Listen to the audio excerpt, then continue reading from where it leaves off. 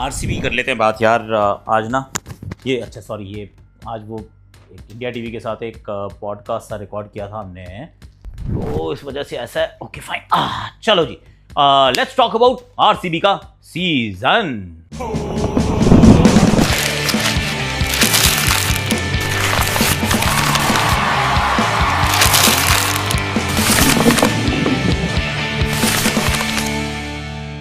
Hashtag Akashvani में आप सभी का हाथ जोड़ के स्वागत है। कैसे हो आप लोग? हमारी वीडियो होप कि आप अच्छे हो गए और आपके मैंने बड़े सारे कमेंट्स पढ़े यार, so thank you so much. एक किसी ने कहा कि आप जो स्क्रिप्ट से पढ़ते हो ना, आप बहुत तेज पढ़ रहे हो, तो धीमे पढ़ो।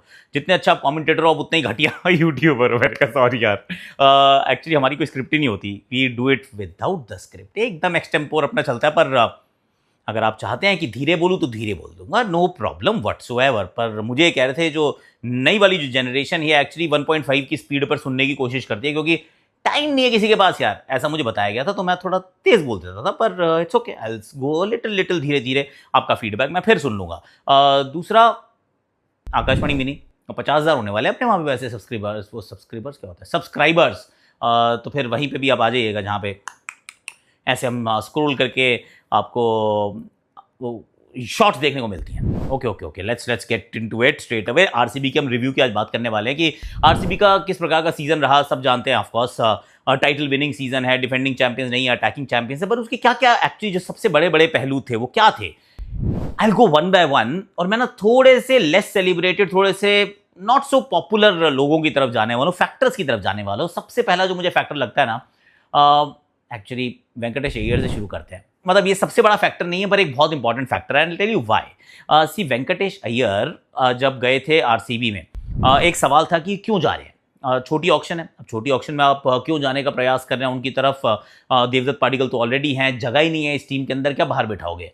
उन्होंने कहा हाँ जी सर, बाहर बिठाएंगे, जब जरूरत पड़ेगी तब हमारे काम आएंगे, पर अभी के लिए हमारे ये बैकअप ऑप्शन है। Which was an interesting call to make, क्योंकि कई बार जब आप 8 करोड़ रुपए खर्च करते तो कहते हो खिला लो यार, तो देवदत्त पाटिकल की जगह खिला लो। देवदत्त ने ऐसा कुछ किया नहीं कि आप उनको छुए भी। In fact he batted like a dream, बहुत अच्छी उन्होंने क्रिकेट खेली पूरे साल। और वैसे देखें तो ये भी बड़ा वो है कि एक है देवदत्त पाटिकल जो बहुत कमाल की डोमेस्टिक फॉर्म के साथ आ रहा था, और एक है वेंकटेश अय्यर जिनके पास डोमेस्टिक में फॉर्म थी ही नहीं। नंबर 6, नंबर 7, नंबर 8 तक उनको हमने एमपी के लिए खेलते हुए देखा, और ऐसा लगा कि यार ये तो बिल्कुल बिना फॉर्म के आ रहे हैं। पर the team invested in him, और you know what, when it actually helped, जब रजत पाटीदार की हुई चोट, अब उनके लग गई कंकशन का सब्स्टिट्यूट आना था, आ गया व्हाटएवर, एंड देन नहीं सब्स्टिट्यूट तो नहीं आया था उस दिन, पर कंकशन के चलते उनको थोड़े समय के लिए विश्राम दिया गया। वो एक इंपॉर्टेंट मैच था पंजाब के सामने। मिडिल ओवर्स में आते हैं, धर्मशाला में रन्स बनाते हैं, प्लेयर ऑफ द मैच बन जाते हैं। नाउ सडनली यू रियलाइज कि ये काम तो हो जाएगा, ये अच्छा चल रहा है। जेकब बेथल हम खिला तो रहे हैं, पर वो रन नहीं बना रहे, रन नहीं बना रहा था consistently, is not scored the runs. तो ऐसे में जब रजत पाटीदार उपलब्ध होते हैं, तो आप कहते हैं वेंकी ब्रो ऊपर चला जाना यार, तो वो ओपन कर लेते हैं, जेकब बेथल को आप बाहर कर लेते हैं। आप फिर उसके बाद जेकब डफी को भी खिला सकते हैं, आप रोमारियो शेफर्ड को भी खिला सकते हैं। Suddenly your combination actually change completely, एक डिफरेंट कॉम्बिनेशन खिलाने का आपको मौका मिला, और आपने फिल सॉल्ट को मिस नहीं किया।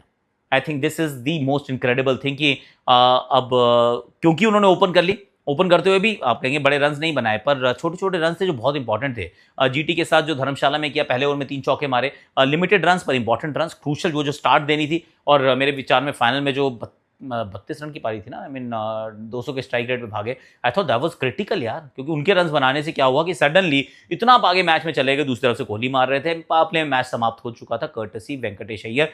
सो आई थिंक उनका जो रोल रहा, और रादर ये कहेंगे मल्टीपल रोल जो उन्होंने प्ले किए, that actually played a huge role, जिसके अंदर आपको जरूरत ही नहीं पड़ी, या फिर कहें मिस ही नहीं किया आपने फिल सॉल्ट को। और डिफरेंट नंबर्स में बैटिंग करना आसान नहीं होता, इस बंदे ने कर दिया, तो वेल डन। वैसे बाय द वे इनके लिए गुजरात टाइटंस भी गई थी, पर गुजरात टाइटंस के पास पैसे थे शायद, आई थिंक 10-11 करोड़ रुपए थे, तो उनको जेसन होल्डर ज़्यादा चाहिए था। तो जेसन होल्डर उन्होंने लिया, जो सही एक्चुअली निर्णय उनका भी था। पर Venkatesh Iyer less celebrated but a very crucial contribution. दूसरे नंबर पे रसीक सलामदार। अब रसीक क्यों? एक भी player of the match award नहीं है, विकेटें चटकाई हैं, in fact highest wicket taker from an uncapped Indian के दृष्टिकोण से अगर आप देखेंगे। पर लास्ट ईयर जो था वो यश दयाल का था ना, अच्छा प्रदर्शन किया था। अब आपको पता है भुवनेश्वर कुमार फिट रहते हैं, जॉश हैं, पर हमें एक इंडियन पेसर चाहिए। अब वो इंडियन पेसर यश दयाल थे, he did really well which was great, पर जब इस साल नहीं थे तो हम सबके प्रीव्यू में यही कहानी थी कि यार अब क्या होगा, दे विल मिस यश दयाल। यश नहीं है तो कौन इनके वो जगह को भरेगा? कमी महसूस नहीं होने दी एक बार फिर यार। दे स्टार्टेड विद अभिनंदन, मंगेश को इन्होंने ऑक्शन में लिया था, खिलाया नहीं, पर रसिक को जब से खिलाया और जितनी बार खिलाया द गाय डिलीवर्ड। इनकी तो एक्चुअली कहानी बहुत खूबसूरत है। रसिक सलामदार आई थॉट वो कमी ना महसूस होने देना। इन्होंने एक और स्ट्रैटेजी बनाई हुई थी कि हम ना अनलाइक गुजरात टाइटंस हम तीनों फास्ट बॉलर्स के 2-2 ओवर कराएंगे पावर प्ले में, 2 भुवी, 2 जॉश एंड 2 रसिक। फिर हम उनको फिर सेकंड स्टेजेस में दोबारा लेकर आना चाहते हैं। जब आप 3-3 करा लेते हैं तो अपने आप को सिर्फ एक ओवर का विकल्प देते हैं, पर इस टीम ने कहा नहीं हम इस तरीके से नहीं, हम दूसरे तरीके से चलेंगे, विच इज एब्सोल्युटली फाइन। पर तीनों बॉलर जो थे वो एंड में अच्छी गेंदबाजी कर सकते थे, जिसमें सबसे इंपॉर्टेंट रोल था रसिक सलामदार का, क्योंकि सी भुवी अच्छा करें, जॉश अच्छा करें, इससे तो पता होना ही चाहिए ना, that is why you pay them big बक्स। पर रसिक सलामदार का अच्छा करना, आई थॉट अनदर मैसिव टिक। तीसरे स्थान पे मैं कहूँगा देवदत्त पाटिकल। एक्चुअली देवदत्त पाटिकल इसलिए कि सी जब फिल सॉल्ट थे भी या फिल सॉल्ट नहीं भी थे, इस बंदे ने जब जब बैटिंग की है इस फ्रीडम से बैटिंग की है कि साथ में कोई भी खेल रहा हो, फिर चाहे विराट कोहली हो, रजत पाटीदार हो, किसी के साथ भी इनकी साझेदारी चल रही हो, he would move at the rate of knots, he came smashing. और सारा टेक्निकली तरीके से मारता है यार। ये ऐसा नहीं कहता कि गेंद की तरफ जाना, कहता है गेंद को आने दो, ऐसे करके चौका, उस तरफ चौका, तो गेंद को अपने पास आने देता है, behind square and square of the wicket दोनों तरफ रन बनाता है। उसके बाद सीधे बल्ले से सामने छक्के मारे इसने यार, सीधे बल्ले से, और बहुत खूबसूरती से मारे हैं। इनफैक्ट कितनी बार ऐसा हुआ कि विराट के साथ वो साझेदारी में थे और विराट को उन्होंने बहुत पीछे छोड़ दिया। विराट से आई एम हैप्पी यार, I am happy to be as a non strikers end, क्योंकि देवदत्त इतनी अच्छी बैटिंग कर रहा है। डीडीपी का ये सीजन, अगेन ये 700 रन वाला सीजन नहीं था, पर सबके नहीं होते हैं। अगर सबके 700 रन वाले सीजन होने लगेंगे तो फिर वो जिस पेस पे आप भाग सकते हैं वो पेस आपको नहीं मिलने वाली है। तो I thought DDP once again less celebrated, पर बहुत इंपॉर्टेंट कॉन्ट्रीब्यूशंस उनके रहे। Then I actually mention Suyash Sharma, उसके बाद I keep moving. Suyash Sharma इसलिए कि सारे मौके नहीं मिलते हैं, कम मौके मिलते हैं, and he is also not someone कि आप उनको लीड स्पिनर के रूप में देखते हैं। पर जब जब गेंदबाजी कराई थी, मतलब थोड़ी बार कई बार महंगे हो सकते हैं, पर he picked up wickets, crucial wickets, important wickets, और allowed RCB and Rajat Patidar कि ठीक है यार तुम टेंशन मत हो, तुम्हें जानबूझ के बार बार रोमेरियो की तरफ जाने की आवश्यकता नहीं है, मैं संभाल लूंगा। तो उस तरीके से गेम को चलाना। अगेन लेट्स नॉट फॉरगेट, कुछ मैच 5 मैच तो एक्चुअली बेंगलुरु में खेले, उसमें गेंदबाजी उतनी आसान नहीं होती है, पर ही डिड इट यार। और मुझे I put my hand up, जैसे यश दयाल गए थे तो लग रहा था कि क्या होगा। सिमिलरली सुयश का क्या दूसरा सीजन भी इतना अच्छा हो पाएगा, वो तो 50-50 कैंडिडेट यार। मुझे लगा शायद people will take him on, may be वो जैसे होता है बहुत सारों के साथ होता है, दिग्विजय राठी के साथ हमने होते हुए देखा है कि सेकंड सीजन इतनी आसानी से नहीं गुजर पाता है फॉर एन अनकैप्ड इंडियन, खासतौर से spinner Vipraj Nigam, same story. पर इनके साथ ऐसा नहीं हुआ है, he has been absolutely brilliant. तो ये आपके थोड़े लेस सेलिब्रेटेड स्टार्स हो गए। उसके बाद जो चीज़ें इस टीम के साथ सही हुई हैं उसमें भुवनेश्वर कुमार, अगर एक फैक्टर पिक करना हो, सिर्फ एक, मतलब 2 नहीं करना है आपको, सिर्फ एक ही करना है इस पूरे सीजन में, एक फैक्टर जिसकी वजह से आपका ये सीजन इतना अच्छा रहा है, तो that has to be Bhuvneshwar Kumar. और भुवनेश्वर कुमार इसलिए क्योंकि जॉश हेजलवुड शुरुआत में उपलब्ध नहीं थे। जॉश हेजलवुड को भी हमने थोड़ा सा नीचे तक माइक, थोड़ा सा हमने उनको कई बार उनकी फॉर्म को हमने ऊपर नीचे होते देखा है, पर नॉट विद भुवनेश्वर कुमार। हर बार, हर जगह, हर दिन ही इज़ बिन कंसिस्टेंट, और ये काम मुश्किल होता है। और इसलिए भी मुश्किल होता है क्योंकि आपने शुरुआत कहाँ से की थी, कहाँ से आप कहाँ तक आ गए। Batters they stay relevant for a period of time, fast bowlers के लिए बहुत मुश्किल होता है यार। पर री invented the wheel. Purple cap नहीं मिली, पर पर्पल कैप से कम भी नहीं थी। In fact he peppered over a lot of cracks. और अगर एक सिंगल फैक्टर, मतलब आपको दूसरा फैक्टर चुनने का आपकी इजाजत ही नहीं है, then you have to go with him. The bowling unit as a whole, फिर चाहे उसमें Krunal Pandya, once again very good mention, उनका ज़रूरी है, जिसमें गेंदबाजी भी की है, जिसमें अपने आप को मतलब रीडिस्कवर कर रहे हैं कि कभी वो बाउंसर मार देते हैं, कभी इधर से डाल दी, कभी वो गेरार्ड एरास्मस वाली, या फिर बाउंसर मार दी। जितेश ने अच्छी कलेक्शन की एक्चुअली वो जो बाउंसर्स थी, पर उनका रोल बैट के साथ भी, रसिक के जैसे इनको भी नहीं मिला player of the match award, पर ही वॉज ब्रिलियंट।